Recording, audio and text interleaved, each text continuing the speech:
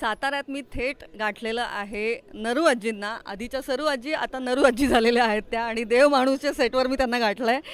नमस्कार आजी, काय म्हणताय, कशा आहात? काय नाही, मस्त एकदम. आता बघा ना, मी सरू आजीची बहीण झाले. नरू आजी जुळी बहीण आहे माझी ती सरू आजी. हो. पण तुम्ही त्याच आहात. त्यामुळे पुन्हा एकदा देव माणूसच्या सेटवर कमबॅक करताना कसं वाटतं? मजा वाटते, खूप मजा. आता आणखीन जास्त हुरूप आलंय, कारण एवढे लोकांना मी आवडते. एवढे शिव्या बघितलं ना, तर ऐकलं ना, की लोकांना म्हणजे देवाला जाऊ द्या, कुठेही जाऊ द्या, पण ते म्हणतात शिव्या द्या. लोकांना शिव्या दिले की राग येतो, भांडायला उठतात, पण माझ्याशी भांडतात शिव्या द्या.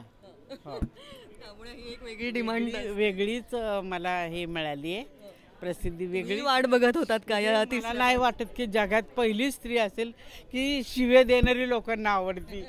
पण आजी तुम्ही हिट आहात, सुपर हिट आहात, त्यामुळे आता एक डेमो होऊनच जाऊ दे, डायलॉग होऊन जाऊ दे. ए तुझ्या किरडीचा मोडला बांब, तुझ्या पालखीचा निघाला धूर, तुझं मड बसवलं तुझं लवकर, तुझी लाकडं गेली मसनात, तुला जाळला नेऊन तिकडं. चेहरा भोळान भानगडी सोळा मोडता. आता मला वाटलं यांना भेटल्यासारखं. नाही, खरंच आता मस्त वाटलं. आणि आता देव माणूसच्या सेटवर पुन्हा एकदा आल्यावर किरण सोबत पुन्हा एकदा हे ट्युनिंग लिहिलं आहे.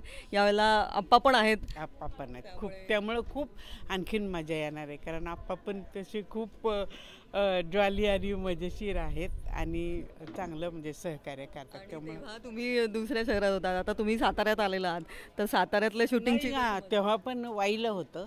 हां, आता पण म्हणजे मी सातारचीच आहे मी. त्यामुळे मग साताऱ्यातलं तुम्हाला काय आवडतं सर्वात जास्त? सर्वात मला भाजी आवडते. भाजी मला साताऱ्यातली म्हणजे भाजी इतके म्हणजे वेगळंच येतलं, म्हणजे कसं पाण्याचा फरक म्हणा किंवा काय म्हणा, मला पालेभाजी खूप आवडते. पालेभाजी आवडते. आणि साताऱ्यातलं आवडतं ठिकाण कोणतं? आवडतं ठिकाण कास. सुट्टीतलं फेवरेट? हो, सृष्टीतलं फेवरेट. आणि ती फुलं वगैरे आली ना तर खूप छान बघायला वाटतं. फुलं येतात ऑगस्ट सप्टेंबर. आणि आता मला सांगा की सरू आजी आणि नरू आजीमध्ये काय फरक असणार आहे? सरू आजी तर होतीच कडक आणि एकदम खाष्ट, आणि त्याच्यापेक्षा नरू आजी जास्त आहे. त्याच्यापेक्षा नरू आजी, तिच्यापेक्षा 2 काकणं जास्त आहे. अजून जास्त. आणि सेटवर आता किरण सोबत पुन्हा कशी मजा येते, कारण आता तो टेलर झालेला आहे, आधी डॉक्टर होता आता टेलर आहे. मला त्याचा रागच येतो ना, म्हणजे सेटवर, कारण तो सारखं बायकांना फसवणं आणि बायकांचा निगडीत धंदा बघा त्यांनी कसा शोधून काढलाय. टेलरिंग म्हणजे एकदम बायकांच्या जीवाच्या कंठस्थ प्रश्न आहे, म्हणजे बायकांना कसं फसवायचं, तर तो बरोबर त्यांनी दुकान चांगलं काढलं टेलरचं. आणि मला सांगा आजी की तुम्हाला आलेली एक अशी प्रतिक्रिया जी तुम्हाला आत्ता आमच्याशी सांगायला आवडेल, की काहीतरी भेटत असतात ना फॅन वगैरे तुमचे, तर ते अजून असं काय बोलतात तुमच्याशी? काय त्या डॉक्टरला कधी फाशी देणार आहे? नालायक आहे बाई, मोड जातो किती ना, बायकांना मारतो, बायकांना मग मी म्हणलं हो, आमच्या घरातले शाणे नाहीत ना, त्यालाच चांगला म्हणतात आणि त्याला घरात घेतात ठेवून. मीच त्याला ओळखलाय, बाकी आमच्या आजी तुम्हीच त्याला ओळखताय आणि शिवाय देताय, बरोबर तुम्हालाच कळतं की तो किती लफंग आहे.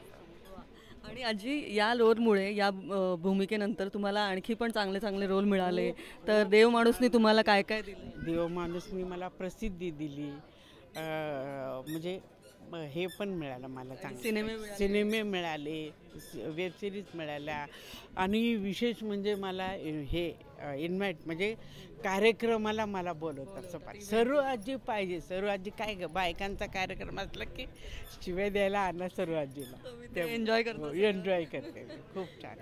थँक्यू सो मच आजी, थँक्यू.